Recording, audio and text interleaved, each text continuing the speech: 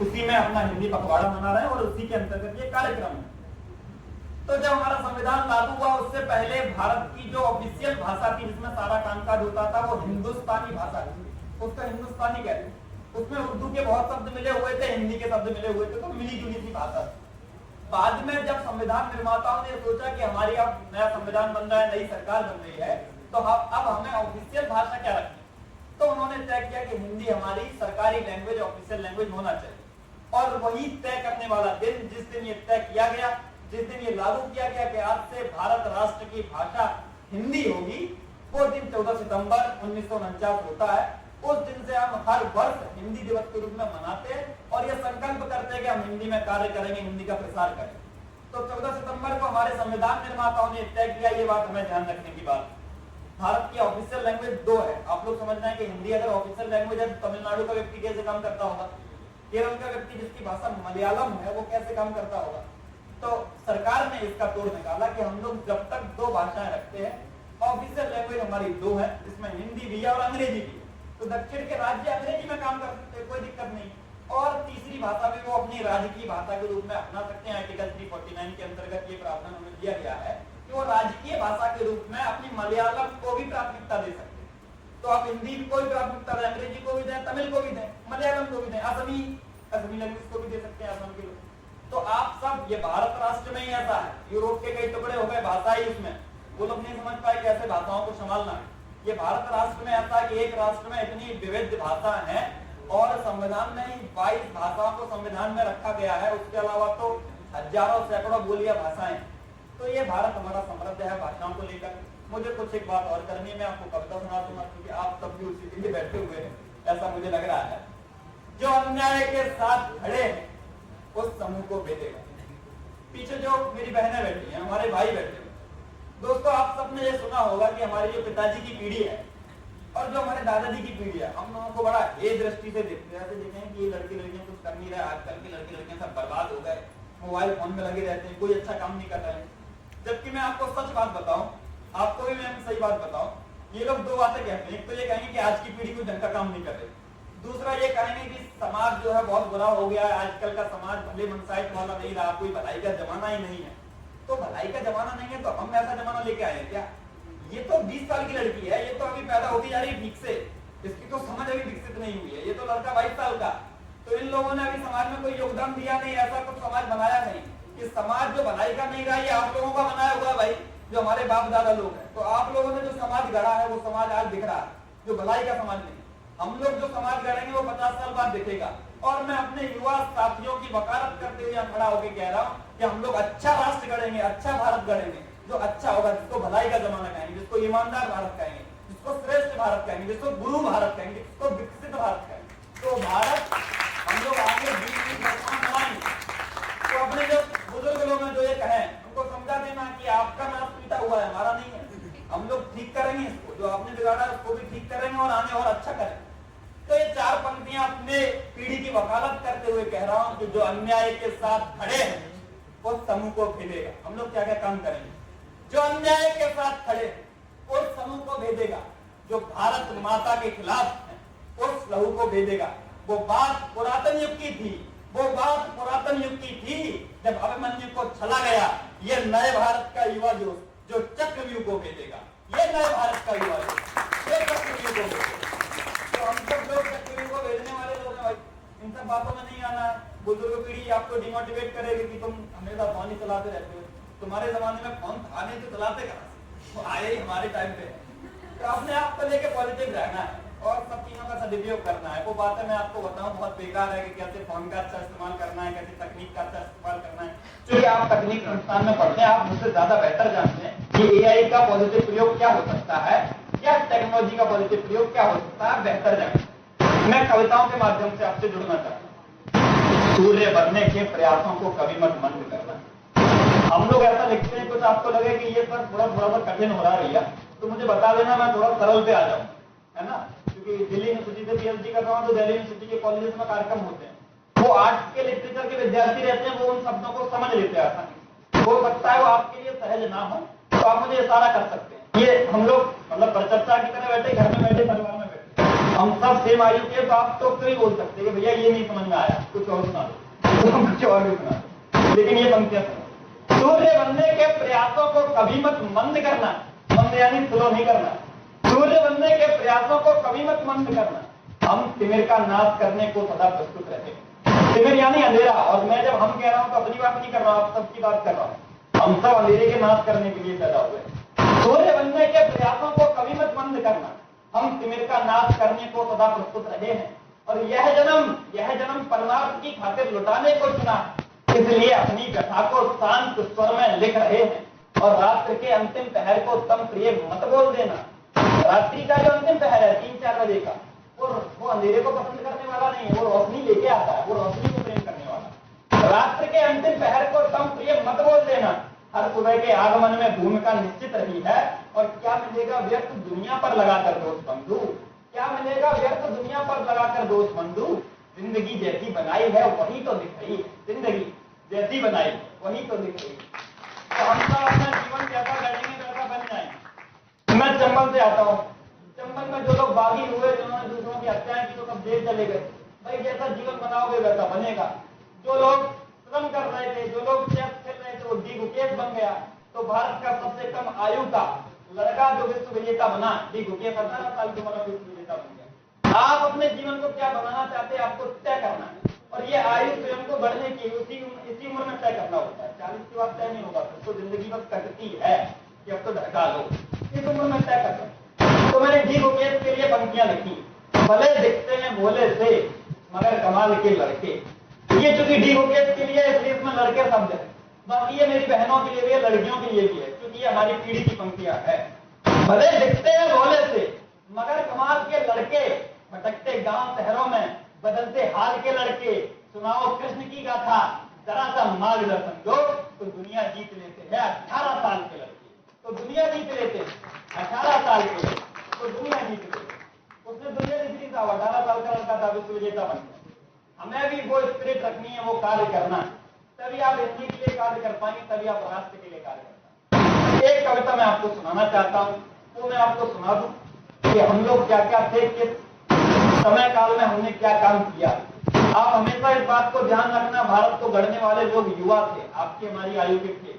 आचार्य शंकर आदि गुरु शंकराचार्य, जिन्होंने भारत में 4 मठों की स्थापना की, 4 धाम स्थापित की, समस्त पूजा पद्धतियां आचार्य शंकराचार्य की लिखी हुई है, और भारत को सनातन में एकीकृत करने का कार्य आचार्य शंकर ने किया। उनकी आयु कितनी थी आपको पता है? सिर्फ 33 वर्ष की आयु में भारत वर्ष इस जमीन को 33 वर्ष तक वो जीवित है। उसके बाद हम लोग देखते हैं श्रीनिवास रामानुजन, गणित के वो सूत्र रामानुजन ने दिए कि ऑक्सफोर्ड यूनिवर्सिटी रिसर्च कर रही है कि ये क्या देगा भाई, सिर्फ 32 वर्ष की आयु श्रीनिवास रामानुजन। उसके बाद हम देखते हैं स्वामी विवेकानंद, सिर्फ 39 वर्ष की आयु। उसके बाद हम देखते हैं भगत सिंह, सिर्फ 23 वर्ष की आयु। भारत को गढ़ने वाले लोग 20 साल की 30 साल की आयु में क्या क्या कमाल कर गए, हम लोग कमाल करने वाली आयु में हैं। तो आप सबको ये कमाल करना है, अपने आप को जिंदा रखना है। मैं एक कविता आपको सुनाना चाहता हूँ, अगर आपका मन प्यार मोहब्बत को कुछ सुनने का है तो एक आध मुझसे वो भी सुना दूंगा। मुझे लग रहा है आप लोग थोड़ा सा आपको लग रहा है कि ज्यादा सीरियस हो रहा है, तो प्यार मोहब्बत सुनना हो तो वो भी सुनवा दें, क्योंकि वो भी जरूरी है, वो भी इसी उम्र में करना है। ये उम्र ऐसी है, इसी में प्यार करना है, इसी में अपना रोजगार करना है, और इसी में मम्मी पापा की भी तबीयत खराब होने लगती है तो उनको भी देखना पड़ता है। तो सारी चीजें इसी उम्र में होती हैं, और इसी उम्र में संभालना है, क्योंकि ये जवानी की उम्र सब कुछ संभाल सकती है, बाद में नहीं समझना। तो मैं कुछ पंक्तियां आपको सुनाता हूँ। इनके शहर में चिराग जला नहीं करते, ये वाला माइक चालू है क्या?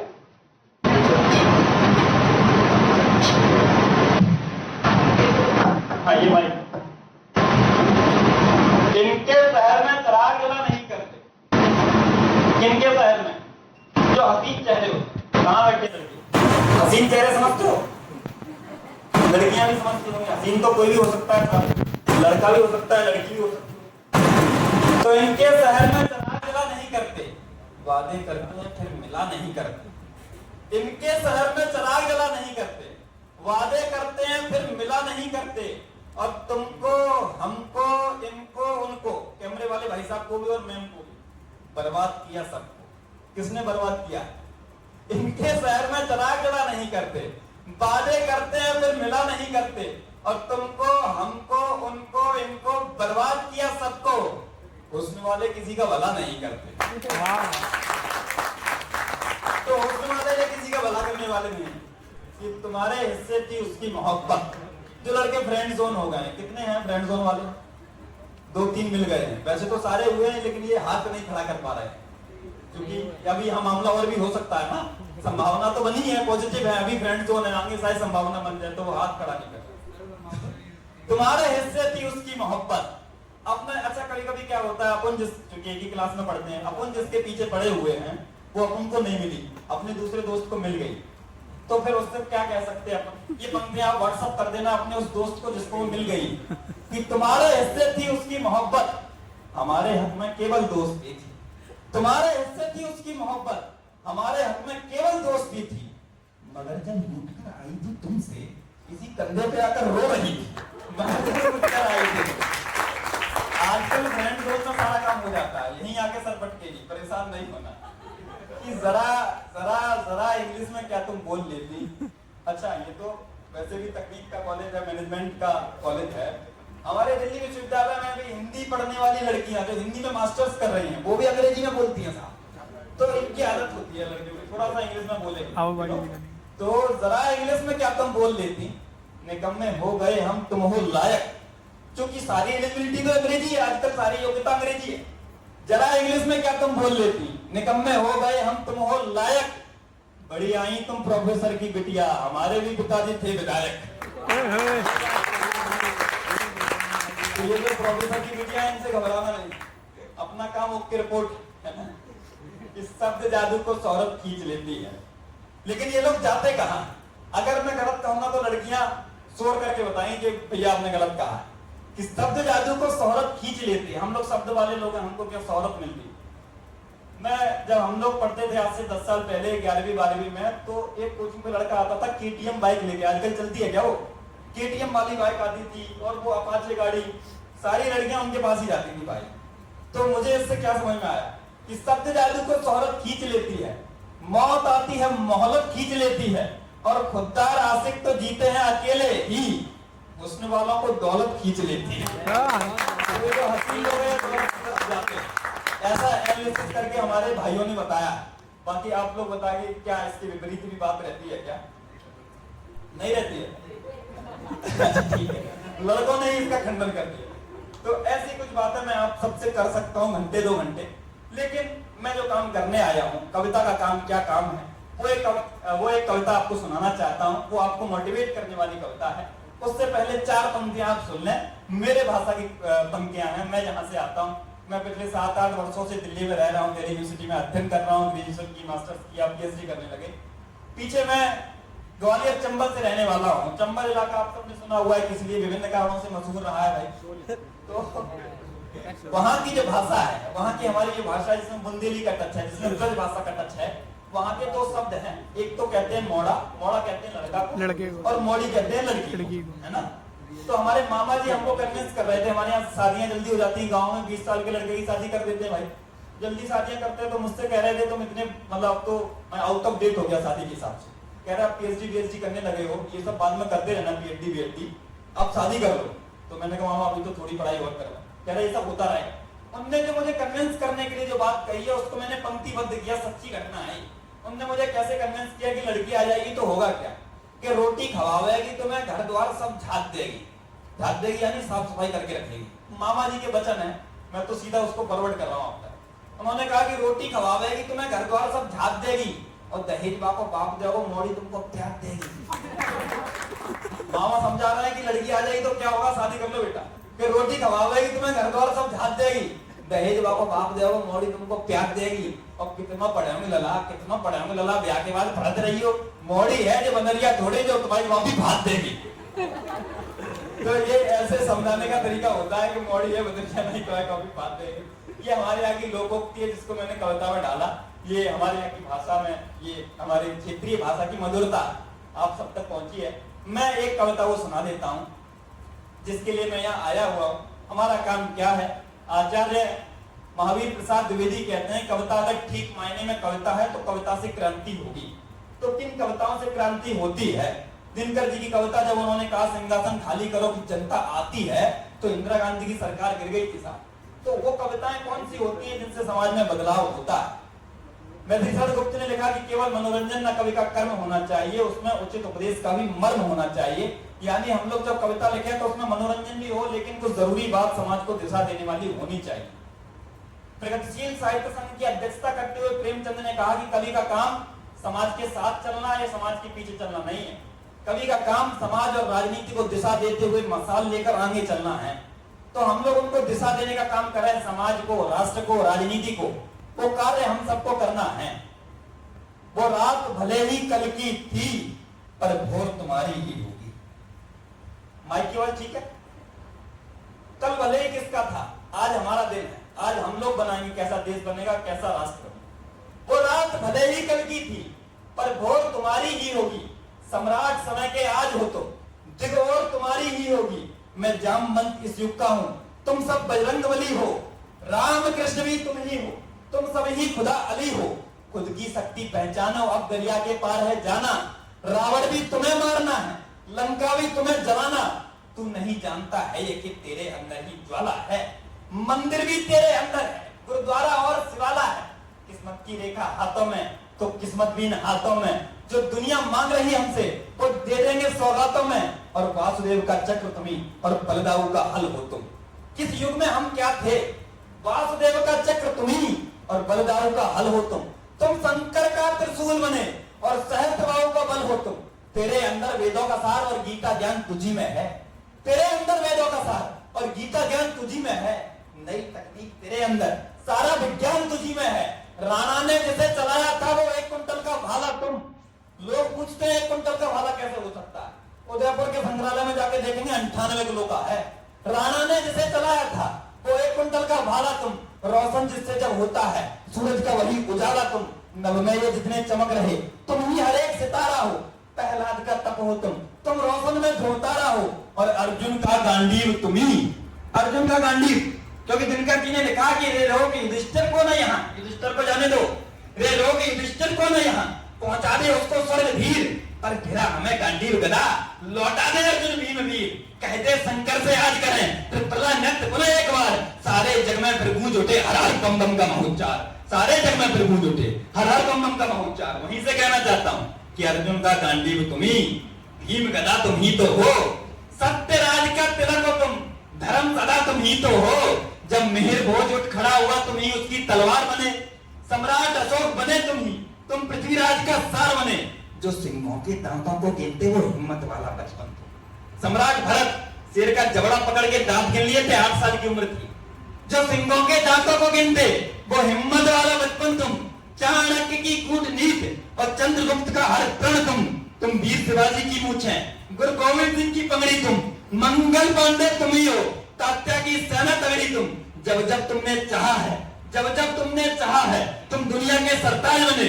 झांसी की रानी रण में थी तब तुम उसकी आवाज बने। गांधी की लाठी तुम ही थे।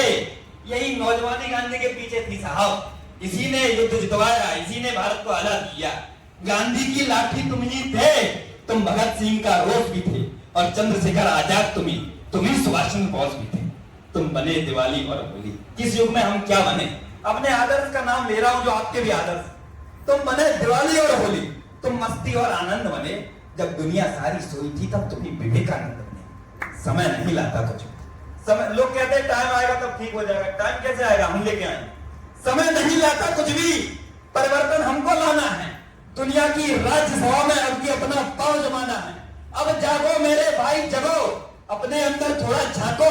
चल दो ऐसे की इस नव को अपने कदमों से तुम नापो। तुम तांडव वाले आज तो, तुम मस्ती वाले भोला हो। जिस रंग में रंगा हुआ भारत तुम ही वो बसंती चोला हो। तुम रुको नहीं, तुम थको नहीं, तुम डरो नहीं परिवारों से। सांस रोक दो बादशाह की, प्रश्न करो सरकारों से। तुम चलो सत्य की राह पे, तुम चलो सत्य की राह पे। अब तुम अमन के पहरेदार बनो। प्रेम सिखाओ दुनिया को, तुम ही सारा संसार बनो। भले आज ताज हो जिसके सर, कल की सरकार तुम ही तो हो। आज कोई भी प्रधानमंत्री हो, कोई भी ब्रिगेडियर हो, कोई भी डीएम हो, कोई भी आर्टिस्ट हो, कल आप लोग होंगे। वो जाने वाली पीढ़ी है, चली जाएगी। कल आप सब होंगे। आप ही मंत्री होंगे, आप ही विधायक होंगे, आप ही डीएम होंगे, आप ही कंपनियां रन कर रहे हो। भले आज ताज हो जिसके सर, कल की सरकार तुम ही तो हो। तुम शहंशाह इस वक्त के हो, सारा अधिकार तुम ही तो हो। तुम आड़ो हिमालय सा तनकर, तुम बनो सागरों सा गहरा। उद्घोष करो अब ऐसा की दुश्मन भी हो जाओ बहरा। युवाओं युवाओं युवाओं करो कुछ ऐसा की भारत दुनिया में छा जाए। खुद को परिभाषित यूं करना तुझे हिंदुस्तान कहा जाए। खुद को परिभाषित यूं करना तुझे हिंदुस्तान